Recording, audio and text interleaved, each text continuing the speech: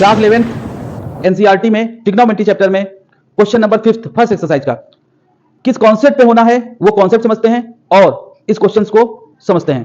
तो चलिए शुरू करते हैं। सबसे पहले कॉन्सेप्ट को समझ लेते हैं।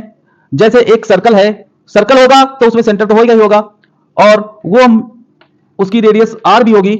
और सपोज करते हैं ये जो माइनर आर्क है ये लेंथ एल है और ये ए बी जो माइनर आर्क है ये सबटेंड करती है theta angle at the centre C पर, सेंटर पर, सर्किल के सेंटर पर थीटा एंगल। तो एक फॉर्मूला होता है theta equal to L upon are.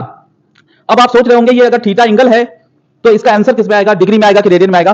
तो आर आपकी क्या है, रेडियस। रेडियस तो मीटर या सेंटीमीटर या कोई यूनिट में दी होगी और ये जो लेंथ है वो भी मीटर सेंटीमीटर या यूनिट में दी होगी। तो जब दोनों चीजें यहां पे रखेंगे तो आंसर तो रेडियन में ही आएगा।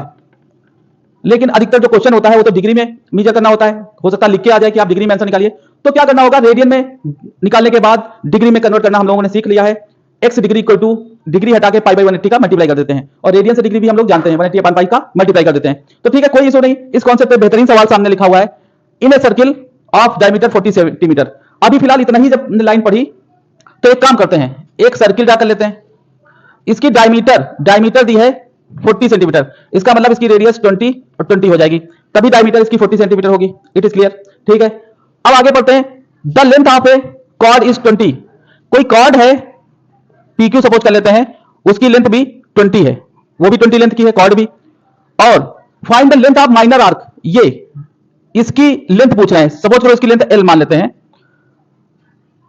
ये एंगल हमको पता करना ही होगा, ये एंगल हमको थीटा, सपोज करो थीटा लेट कर लेते हैं। तो ये थीटा एंगल हमको अगर पता चल गया तो हम लोग फॉर्मूला लगा ले जाएंगे। लेकिन ये थीटा एंगल पता कैसे चलेगा, तो देखिए ये क्या है आपकी रेडियस, ये भी रेडियस है। तो ये जो CQ है ये भी 20 हो जाएगी, ये भी 20 हो जाएगी।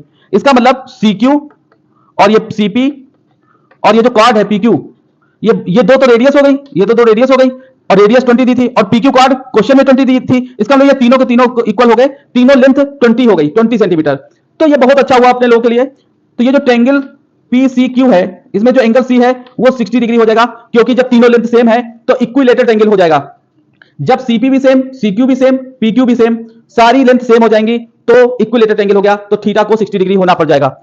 ये डिग्री को रेडियन में बदलने के लिए क्या करेंगे, पाई बाई 180 से इंटू कर देंगे। ऐसा क्यों कर रहे हैं, रेडियन में क्यों कर रहे हैं, क्योंकि हम लोग ये जो फॉर्मूला जानते हैं theta equal to L upon R, ये रेडियन में आंसर देता है, ठीक है।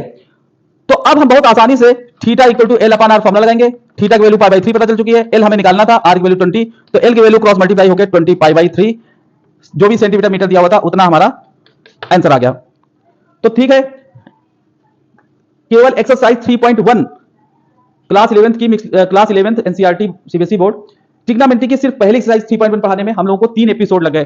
पहले एपिसोड में हम लोगों ने सीखा था डिग्री से मिनट, मिनट से सेकंड और डिग्री से रेडियन में कन्वर्ट करना एंगल को, रेडियन से डिग्री में कन्वर्ट करना और उस पर आधारित क्वेश्चंस, ठीक है। सेकंड एपिसोड में हमने 3 नंबर क्वेश्चन सीखा था और ये 5 नंबर क्वेश्चन एनसीईआरटी का बहुत ही बेहतरीन क्वेश्चन ये हम लोगों ने सीखा। आज की क्लास में इतना ही, नेक्स्ट क्लास में मिलते हैं किसी नए टॉपिक के साथ, तब तक के लिए थैंक यू।